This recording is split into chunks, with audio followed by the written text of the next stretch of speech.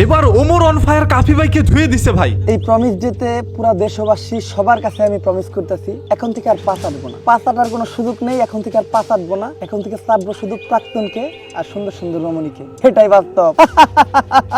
Omar on fire এখানে যে কথাগুলো বলেছিল, কাফিও কিন্তু এরকম একটি কথা বলেছিল তার ভিডিওর মাধ্যমে। ভাইয়া অস্বীকার করা যাবে না, অবদান অস্বীকার করা যাবে না, পৃথিবীটা কিন্তু গোল ভাইয়া, এটাই বাস্তব। I love you.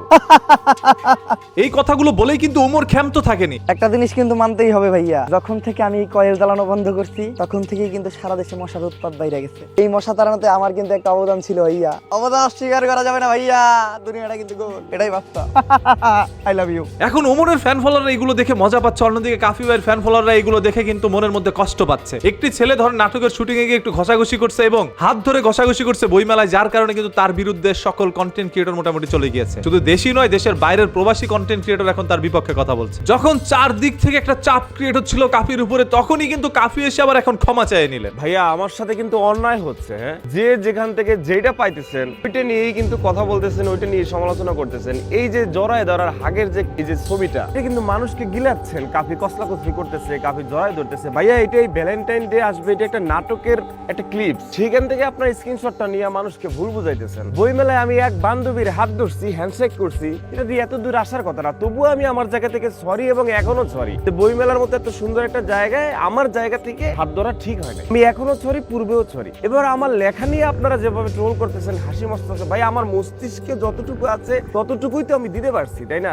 আপনার ভালো লাগবে না, আপনি কিনেন না, যারা কিনতেছে তাদেরকে কিনতে দেন। নাটক করতে পারবো না, নাটকের স্ক্রিপ্টে হাক থাকলে সেটা আমি করতে পারবো না, সেটাকে আইনে আপনারা বইমেলাটার সাথে মিলাইতেছেন। এটা আপনারা অন্যায় করতেছেন না? তাহলে আমার সাথে এবং তার সাথে, আমার সাথে কিন্তু অন্যায় হচ্ছে ভাই, হ্যাঁ, কিন্তু আমার সাথে অন্যায় হচ্ছে ভাই। হ্যাঁ ভাই, যেহেতু তার ভুলটা তিনি বুঝতে পেরেছেন, সেহেতু আর তাকে নিয়ে ট্রোল না করলেও চলবে। এবং এইটাও তিনি স্বীকার করেছেন যে তার মাথার মধ্যে যতটুকু জ্ঞান আছে তিনি ততটুকুই তো বইয়ের মধ্যে দিচ্ছে, এর চেয়ে বেশি তো দিতে পারবে না। এখন আপনার ইচ্ছা হইলে আপনি কিনেন, না মন চাইলে কিনেন না। দেখেন ভাই, এখন বই যে সেই কিন্তু লিখতে পারে, আমি চাইলে কিন্তু একটা বই লিখতে পারি। এই জন্য কি আমি লেখক হয়ে গেলাম? বা এই জন্য কি বই মেলার মধ্যে আমার বইগুলো উঠাতে আপনারা দিবেন? বইয়ের মধ্যে কি আছে না আছে সব যাচাই করে পড়ে শুনে তারপর আমার মনে হয় সেই বইটা বই মেলায় উঠানো প্রয়োজন। আদারওয়াইজ মানুষের জীবনে সেকা খেয়ে বেকা খাওয়ার কাহিনীগুলো দিয়ে একটা বই বানায় মনে করেন মানুষের ঘর পর্যন্ত পৌঁছে দিচ্ছে। ভাই দাও, এই যে ওমর যে কাফিকে মনে করেন এইভাবে ধুলাই করে দিল, এই বিষয়টা আপনাদের কাছে কি মনে হচ্ছে আপনি একটু কমেন্ট করে জানান। এবং সর্বশেষ কথা একটাই, আপনারা কি ওমরের পক্ষে নাকি কাফি ভাইয়ের পক্ষে? কে কার পক্ষে আছেন সেটাও একটু কমেন্ট করে জানান। সবার মূল্যবান মতামত দেখার জন্য অপেক্ষায় থাকলাম। এবং কাফির সেই বইমেলা থেকে কে কে বইটা কিনেছেন এবং সেই বইয়ের মধ্যে কি কি আছে না আছে সবকিছু